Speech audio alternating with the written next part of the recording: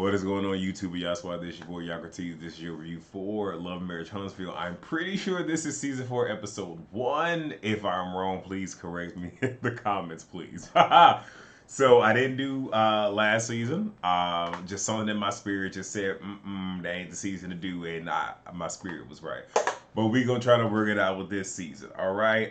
So, um, we start off with Marceau and Tisha. He took a trip to Africa by himself. Tisha feels away because this is his first time going to Africa. This would have been her first time going to Africa. So why did you not take me? His whole thing is, I needed time and a moment to, like decompress, get my thoughts together, this, that, and third. You still could have brought your wife. So again, whatever. If Tisha like it, I love it. He makes mention about people not wanting to show off Africa because it's a third world country, but they don't value money, they value time. Sir, let's be very clear. We don't know where you were, but Africa isn't as third world as the media portrays it to be. There are certain parts of it that are less than desirable, if you want to say that, but there are other places in Africa that are very, very flourishing. You just gotta know where those places are and be willing to go there. But the media does not depict that. It depicts the other places. Just like I live in America, there are certain places in America. I'ma just say Chicago. I'ma keep it real close. There's certain places in Chicago that are kind of Then there's other places in Chicago where it's just like, oh, all right, I see you, big pimping. It's the same exact thing. It's just all about what is being portrayed. Nevertheless, Marceau wants a personal assistant slash chief of staff, but it can't be a male. Tisha obviously wants it to be a no. He's saying it doesn't want to be a male. She's pretty much saying, okay, well, if it's go, he doesn't want it to be a male. She's like, if it's not going to be a male, then the female needs to be older and more mature. Long story short, you ain't finna have no young tenderoni, no young thing, no PYT up in your office. We ain't doing that. So that's understandable. And she pretty much told him, oh, I'm not asking, I'm telling you, I'm going to be part of the process and this is what it is. So then he says, oh, you must be reading the comments. Because in his mind, it's the whole, you letting the outside world tell you what it is. And I'm like, see, there he go pulling the hat trick. There he go pulling the hat trick of this double talking mofo. But nevertheless, she then throws back at him, well, you the one that's messy because you done sat here and you done posted the picture. And his response is, well, my brother likes to speak in a lawyer type of way, so the way that he answered the question was kind of meh. So that's the reason that he posted the picture. Bruh, you messy. You messy. Just is what it is. And even on the same, when your brother said no, you could have just let your brother lived with that lie. And if the picture was gonna surface, the lady in attendance should have been the one to post it, not you. But again, I'm not one to sit here and talk about sibling relations, aka brother relations, because again, I have issues of my own with my own siblings, so I'm not going to do that. Um, when Tisha tries to bring up old girl, Marceau wants to shut down the conversation. His whole thing is, don't give her what she wants. So if somebody calls you a dog, because this is the analogy that he used, if someone calls you a dog, don't bark, because if you bark, then you're literally giving that person what they want.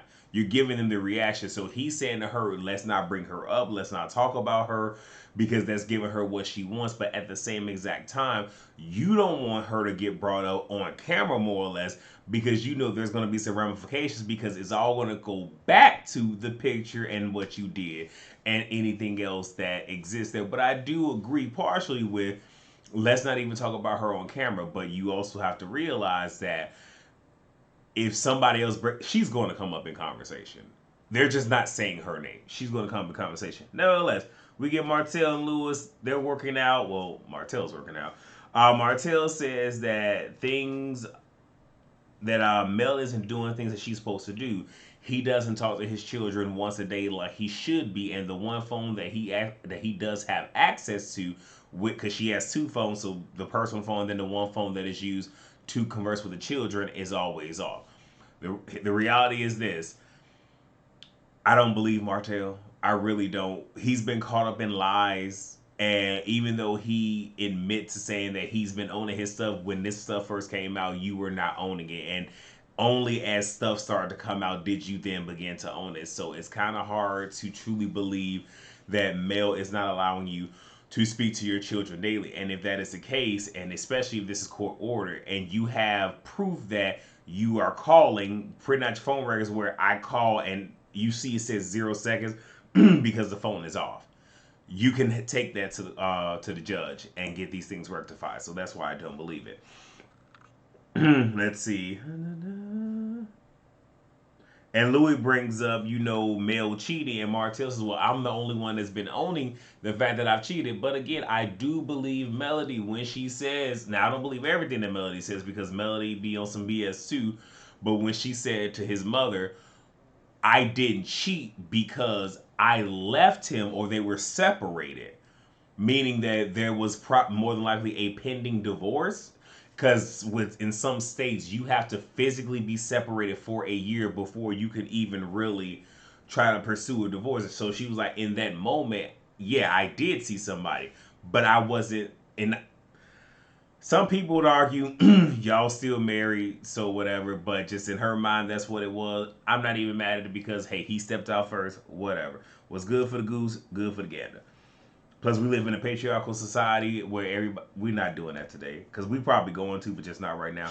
Because I got this on pause because I'm trying to sit here and like watch and do it so I'm not here all day. And I'm already past 6 minutes. Anyway, Louis is happy that Martell was the only one to defend him at the reunion. And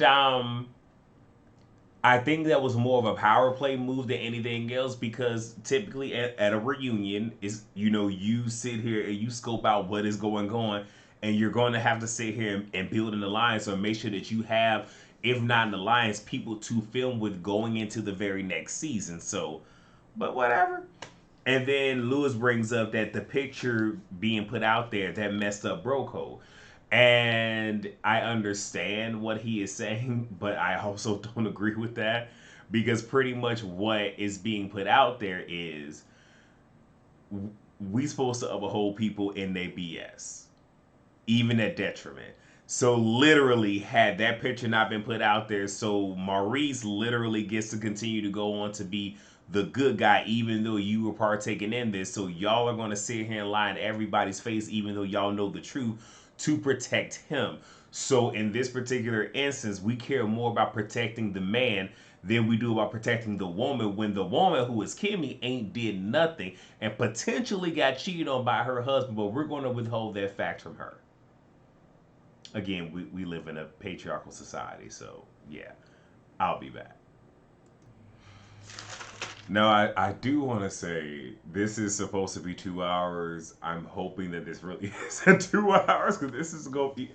If it is 2 hours, hopefully it's a completely separate episode so I can split this because if not, it's going to be a long video. Nevertheless, so we get Kimmy and Maurice. Kimmy feels that you get unconditional love from your kids and your dog. I understand the dog thing. I got one. Y'all know my little pit bull. Well, she not really little, but my pit bull. Yeah. Unconditional love. That she be trying her daddy sometime. She be trying me, but I love her dearly. She loves me back, so it's all good. I understand that.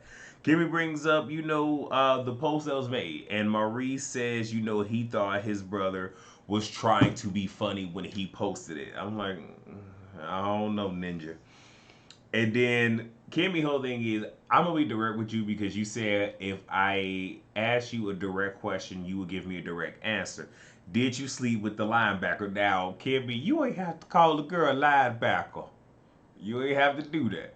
But she asked the question, and then he's like, "Are you really asking me this?" See, right there, that's that BS right there. Again, look, I'm a dude. I know the tricks and whatnot. No, don't do that. Like, are you really asking me this? Like, think about it. She's like, no, ain't no thing about it. Answer the question. And you know what? I can appreciate Kimmy for that because Kimmy low key is letting him know this is Maurice and Kimmy. This ain't Marceau and Tisha. You ain't finna double talk me the way that your brother double talk her. You gonna answer this dang on question. That's what she was letting him know. And he pretty much says, and she says it's a yes or no question. He gave a roundabout answer, but ultimately he said no. But the fact that he's doing this lets us know there is more to this story that he ain't talking about. So Kimmy says what your brother did not only impacted us, because obviously he did it with the intent of it doing damage to us. Not only did it impact us, but what it also did is it affects Tisha as well, because now there's already stuff out there about him and their marriage. This doesn't do it any justice. And Maurice is like, okay, well, with that being said, you need to reach out to Tisha. And Kim was like, okay, look, hold on. I got Tisha. But what you not finna do is you not finna sit here and swerve this conversation, which is what he was trying to do. It's just like, you said that. Because here's the thing. When people are trying to be held accountable and whatnot, and they don't want to be held accountable, here's a word for y'all. Because I try to give y'all one in at least every video that I do. What people tend to do is when they don't want to take responsibility and accountability for their actions or even answer a question, what they'll do is they go from listening to understand. They go from that to hearing to respond. And once he heard her bring up Tisha and how this is affecting her, that was his gateway to sit here and move the conversation. Because what tends to happen is people will sit here and continue to sit here and switch lanes in the conversation. And now you all the way on the other side of town in the conversation when y'all was over here. Kimmy whole thing, bring it back. Bring it back. So I'm like, okay, all right. I see it for you, Kimmy. I see it for you. So then we get Destiny. She's in the studio. Tisha stops by. And she says she was like going through the divorce. She was on public assistance, and she went through her savings and all that, trying to survive, going through the divorce. Maybe she did, because here's the reality: the divorce happened, settlements, all the other stuff. We don't know if I don't recall if there was any prenuptials and all this other stuff, and depending on the lifestyle, how much you're bringing in, and some of these reality TV shows, they're not on Bravo, so they're not paying you money, but the hopes is if you do it right, you can sit here and promote some of your businesses and get what is it? Not promotional deals, but like gigs at clubs and whatnot to get your money up and whatnot. And seeing as how a lot of that really wasn't happening because of the panorama, so it's a possibility she could have been, but she says, by the grace of God, bills got paid, and here she is. But my thing is, if you ain't quite, and again, I ain't sitting here trying to count nobody coins, because I ain't trying to do that. But if times was and probably still really hard, do you really have the funds to sit here and be in the studio? And if you have one of those, if you don't, and you're doing this, that means you got a 360 contract, which ain't gonna look good either, and you're still gonna be in debt. Nevertheless, Destiny brings up she hasn't spoken to Mel in a while and mentions while they were in LA shooting the reunion, she and Mel had rooms that were like right next to each other, so pretty much you can hear what the other person is saying if they're speaking loud enough. She was in a room speaking with Tisha, and they were discussing things that were already said on the reunion. So they were talking about that and other information that all three of them were privy to. And at brunch, allegedly, because again, Mel's going to tell her side, I think, in the next scene. Mel was upset, not that the discussion was the discussion, but that she was talking with her enemy. And she feels away because Mel said to her that she would never get in between them building a genuine friendship, but it seems that way. But the way that I'm looking at it is, y'all really haven't built anything to go off of. So the fact that now it just seems as if this is a power play move. That's all I'm going to say. It seems like it's a power play move. I don't have time to go back and rewatch the last season because I'm rewatching seasons, what is it? 9, 10, and 11 of New Jersey, because I'm going to do a video building the case around Jennifer Aiden. So I ain't got time to sit and go back and watch another season. And then I'm also behind on 2 series already. I ain't got time. But yeah. Yeah, that's that on that. I'll be back. I just want to say thank you, Lord. It was only 1 hour. They tacked on some other stuff. I don't care. It's 1 hour. Let's get through this, y'all. All right. Praise the Lord. So Mel and Kimmy meet up. They are creating charcuterie boards. I will say I wish they would have spent just a little bit more time on this because a lot of people don't know how to put them together. I'm looking at you, Torn, from Candy and the Gang. Anyway, so they begin to talk about the pose. Kimmy believes that she says she believes her husband. Kimmy feels that the way that I understood it is that with the time frame they were not married, but they were dating. But then it went. But I'm confused on language because she said they were dating, but then she said they were in a committed relationship. To me, like when it comes to dating, if I'm dating, I can date whoever the hell I want. I could be dating 20 different people at the same damn time because I'm dating. Once we go from that to being in a committed relationship, then things are different. More stipulations put on board. So I'm just going to assume they were in a committed relationship. But then she also mentioned that had he cheated, then there will be consequences, but it's a deal breaker with them being married. So I'm like, okay, we'll see how that go. But Kimmy, stick to your guns, baby. Stick to your guns, baby. Um, Tisha comes up and Kimmy says, yeah, Tisha says she didn't see the post. And Mel's like, okay, now I'm gonna leave her to sideline because she was all up under the comments, saying stuff and whatnot. So don't. So Mel whole thing is, keep it a bug. If you read the comments, say you read the comments, okay. And to quote Terrence, and hopefully I don't mess this up, if you said it, say you said it. If you did it, say you did it. So there we go. Shout out to giving you the real tea, aka Gags for tea. Then Mel brings up the hotel situation, and her whole thing is their rooms are right next to each other. She heard the whole entire conversation. The only thing that made her upset is when Tisha brought up her name specifically, saying that Mel is a Scorpio. It was at that point that Mel was upset and went to the door and said, "Look, you can't be heard. Y'all might want to bring your values down because you could be heard down the hall." She then says that when they got back to Huntsville, Destiny apologizes, but Mel doesn't. She said after giving second, third, fourth, and fifth chances with Martell, she ain't doing it with Destiny. And I believe she said she's not doing it anymore, which, look, I understand that. That's how I am with my relatives, okay? Outside of really one person.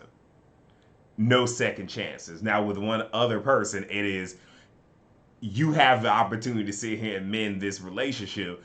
And depending on how you play your cards, depends on where we're going. But outside of that, if somebody says or does something, I'm going to try to sit here and address it to where maybe you don't know because, like I said, I'm older now. Okay, I have matured, but we not finna do that. And now, if you start talking to me crazy after that, snip, snip, done. Because I ain't got it to do. Like, I'm not going to continue to give somebody access to me when you sitting here thinking that you can say and do whatever you want because you older than me. I want to keep this video monetized. Anyway, Mel says she's going to have a pajama party. She's ordering the pajamas for all the women, but tells Kimmy, don't go around talking. Destiny and Tisha ain't invited, and that's that on that. And Kim was like, they're really not invited. And I think she was asking from the perspective of, we're shooting a show, so you're not inviting them? And it's like, no. And I can appreciate it. Let's keep this thing real. Let's keep it real. So it is what it is. So now we get the brothers. So Marceau, Maurice, Micah, their respective wives.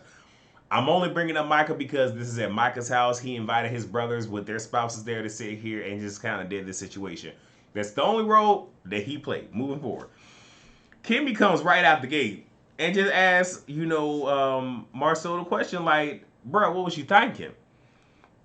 Marceau didn't think Kimmy would be involved. And they all look at him like, what? And then he said he thought that the response would have been, you were complicit in the actions that were going on, not that he was necessarily involved. I'm looking at Marceau like, see, again, you can double talk your wife. You can't double talk everybody now. So Kimmy says, you were hit more by this post than we were. So when you literally thought that you was finna, that we were finna get the most, it was actually you. He was like, well, I always get it. So then it's just like, So you're now this isn't them. This is me. So you're finally making your wife look like a complete asshole. Okay, well, I mean, if that's what he want to do. Maurice says, there are comments. And Marceau says he's immune to the comments and thought a fight between Kimmy and Maurice would have been funny. Now, all you had to say is like, with the comments that come, I'm immune to it. The fact that you went so far as to say that you thought that your brother and his wife fighting would have been comical, even if those, well, no, I will applaud him for being honest, because it is what it is. But that says a whole lot, and then that also says either there is some resentment, some type of hurt, there's something in there to where you think that would be good. I don't know if your brother did you dirty, if you jealous of your brother. I don't know what it is, but that's something that they need to dig into. Because somebody that would do that and think that is funny, and look, yeah, and trust when I say, I don't care who you are and what your relationship is to me. You think it's something like that is funny? Oh, I will cut you off so quick. I will curve you so damn quick. Don't play with me. I'm gonna need to calm down because this ain't got nothing to do with me. Because in this moment, I was literally okay. Bring it back. So Maurice says that, okay, well, last year you had 2 babies come out. If I would have posted something like a crib, that would have been funny. But I sat back and I was just like, the hell, like I couldn't even be mad with Maurice for that, because some real, that is an issue I would. Now here's the difference. I would have did it. Okay, look, I done told y'all before. If we at war, we at war. It ain't finna be you done sat here and you done shot off a few rounds and I'ma come over the picket fence and we gonna have a conversation about how you just attacked me. Hell no. We going back and forth, because if you couldn't call me first for doing something, bet I got you. I got you. So again, Maurice and Kimmy, they are much, much better people than I am. I am very flawed. Marceau said that's below the belt. Oh, so now we gauging. Now we gauging. So you shot a couple rounds out your M16 and I hit you with an RPG. Bro, this is how this go. This is how this go. You don't tell me what's below the belt, because again, you think it's funny that me and my wife in a fight. You think it's funny that my marriage is going to tank. So because your marriage has its issues because you can't do your dirt in private, and Wanda J. Blige got your damn car, you want to sit here and come from my... Anyway, Maurice says there's a lot that he knows that he don't post about. And that's it, because I'm about to go, because I'm about to sit here and get upset with this situation, and this ain't got nothing to do with me, and I might be projecting some of my stuff while also superimposing myself into it. So look, that's it. That's all I got. Look, please rate, comment, subscribe, and share. And hopefully we'll be back next week. All right, see y'all later. Bye.